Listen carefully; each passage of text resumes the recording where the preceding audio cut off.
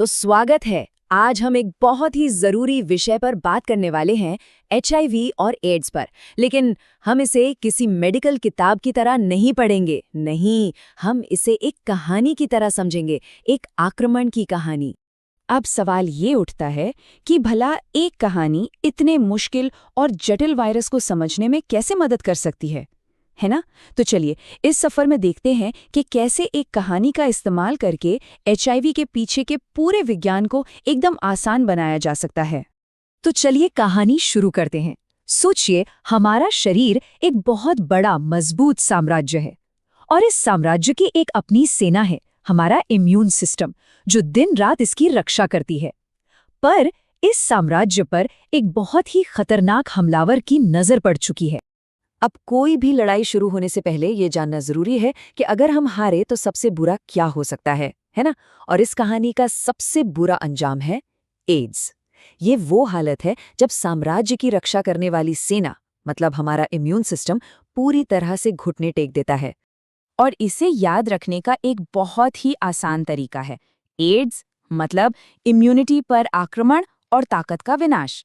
सीधा और सिंपल। ये एक लाइन में इस बीमारी के पूरे असर को बता देता है। तो हर कहानी की तरह इस कहानी के भी कुछ मुख्य किरदार हैं। एक तरफ है हमारे साम्राज्य की वीर सेना, हमारा इम्यून सिस्टम, और इस सेना के सेनापति हैं CD4 टी हेल्पर सेल्स। ये बहुत जरूरी है क्योंकि यही वो सेनापति हैं जो पूरी सेना को बताते हैं कि कब, कहां और कैसे लड़ना है। और दूसरी तरफ है वो शातिर हमलावर एचआईवी। और मजे की बात यह है कि इस हमलावर का जो नाम है ना, उसी में उसका इरादा भी छिपा है। एचआईवी, ह्यूमन इम्यूनोडेफिशिएंसी वायरस, मतलब एक ऐसा वायरस जो खास तौर पर इंसानों की रक्षा प्रणाली, उनकी इम्यूनिटी को बहुत ही बेरहमी से कमजोर कर देता है। तो किरदार तय हो गए।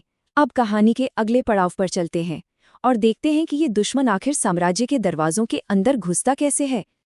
देखिए, ये हमलावर बहुत चालाक है। इसने साम्राज्य में घुसने के लिए कोई एक नहीं बल्कि 3 गुप्त रास्ते खोज निकाले हैं। पहला रास्ता है यौन संपर्क से, दूसरा है संक्रमित खून के जरिए, और तीसरा रास्ता है मां से बच्चे में। तो ये 3 तरीके याद रखना बहुत बहुत जरूरी हैं।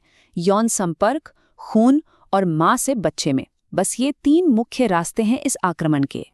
अच्छा, अब ये समझना भी जरूरी है कि ये हमलावर कहाँ सबसे ज्यादा ताकतवर होता है। जैसा कि यहाँ दिख रहा है, खून और वीर्य जैसे शारीरिक तरल पदार्थों में इसकी मौजूदगी बहुत ज्यादा होती है। वहीं दूसरी तरफ आंसू या लार में ये बहुत ही कम होता है। तो इससे साफ पता चलता है कि असल खतरा कहाँ सबसे ज्यादा है। अब हर हमलावर का एक पसंदीदा निशाना होता है। ये वायरस भी साम्राज्य के सबसे मजबूत और युवा लोगों को अपना निशाना बनाता है, खासकर 20 से 49 साल के लोगों को। और हाँ, कुछ ऐसे समूह हैं जिन पर इसका खतरा और भी ज्यादा होता है, जैसे वो लोग जो नसों से नशा करते हैं या जिन्हें पहले से कोई यौन रोग है, क्योंकि उनकी रक्षा प्रणाली पहले से ही थोड़ी कमजोर हो सकती है। ठीक है, तो आक्रमण तो हो चुका है, लेकिन साम्राज्य में किसी को कानो कान खबर तक नहीं है। कहानी का ये हिस्सा सबसे ज्यादा धोखे और खामोशी वाला है, जब वायरस चुपचाप बिना कोई शोर मचाए अपनी ताकत बढ़ाता रहता है। ये टाइमलाइन देखिए, ये दिखाती है कि कैसे ये घेराबंदी सालों साल खामोशी से चल सकती है।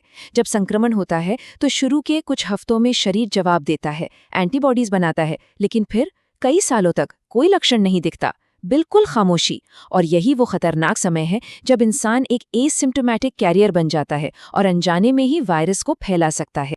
इस लंबे खामोश दौर को समझने का एक और मजेदार तरीका है। सोचिए, एचआईवी मतलब हाइड इन वेन्स, मतलब नसों में छिपा हुआ जासूस।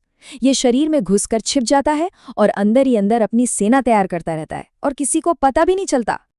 अब कहानी उस मोड़ पर आ पहुंचती है जहां साम्राज्य की ये खामोश लड़ाई बाहर दिखने लगती है। साम्राज्य की मजबूत दीवारों में अब पहली दरारें नजर आने लगी हैं।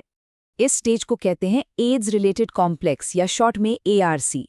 यहाँ हमारी इम्यून सेना कमजोर पड़ने लगती है और इसके लक्षण साफ साफ दिखने लगते हैं, जैसे 1 महीने से ज्यादा दस्त होना, बहुत ज्यादा थकान और बेचैनी, रात में पसीने के साथ बुखार आना और वजन का 10% से ज्यादा घट जाना। तो ये सारे लक्षण एक तरह से खतरे की घंटी हैं। ये साफ संकेत हैं कि साम्राज्य की सेना अब मुश्किल में है और दुश्मन धीरे धीरे ही सही पर हावी हो रहा है। और अब कहानी अपने सबसे अहम और सबसे खतरनाक मोड़ पर पहुंच रही है। ये अंतिम घेराबंदी का वक्त है, जहां हमारी इम्यून सेना, हमारी रक्षा प्रणाली पूरी तरह से हारने की कगार पर आ खड़ी हुई है। और इसी के साथ आता है स्टेज 4, यानी एड्स। ये HIV संक्रमण का वो आखिरी पड़ाव है, जहां साम्राज्य की रक्षा प्रणाली पूरी तरह से ध्वस्त हो जाती है। जब सेनापति और सैनिक हार जाते हैं तो क्या होता है? बाहर के दुश्मन, जिन्हें पहले साम्राज्य में घुसने की हिम्मत नहीं थी, वो अब हमला बोल देते हैं। इन्हें कहते हैं अवसरवादी संक्रमण। ये उन डाकुओं की तरह है जो एक कमजोर और लाचार साम्राज्य को लूटने के लिए आ जाते हैं, जैसे TB, कपोसी सार्कोमा और कई तरह के दूसरे खतरनाक इन्फेक्शन। इन हमलावर डाकुओं में से कुछ सबसे आम नाम है कपोसी सार्कोमा, TB, कैंडिडा और PCP। ये कुछ ऐसे नाम हैं जिन्हें याद रखना जरूरी है, क्योंकि ये बताते हैं कि शरीर कितना कमजोर हो चुका है। तो ये थी इस आक्रमण की पूरी कहानी, शुरू से लेकर अंत तक। अब एक बार जल्दी से दुश्मन की इस पूरी योजना को फिर से दोहराते हैं, ताकि ये दिमाग में अच्छी तरह बैठ जाए। इस पूरी कहानी का सार बस इस एक लाइन में है। देखिए, HIV वायरस यौन संपर्क, खून या मां से बच्चे में जाने जैसे रास्तों से शरीर में घुसता है। फिर ये सालों तक खामोश रहता है। इसके बाद लिम्फ नोड्स, जो हमारी रक्षा चौकियां हैं, उनमें सूजन आती है। फिर आते हैं ARC के लक्षण और आखिर में एड्स, और साम्राज्य पूरी तरह हार जाता है। तो अब जब इस हमलावर की पूरी कहानी और उसकी हर चाल हमारे सामने है, तो सबसे बड़ा सवाल ये उठता है कि इस साम्राज्य का बचाव क्या है? इसकी रक्षा कैसे की जा सकती है? ये एक ऐसा सवाल है जिस पर सोचना बहुत जरूरी है।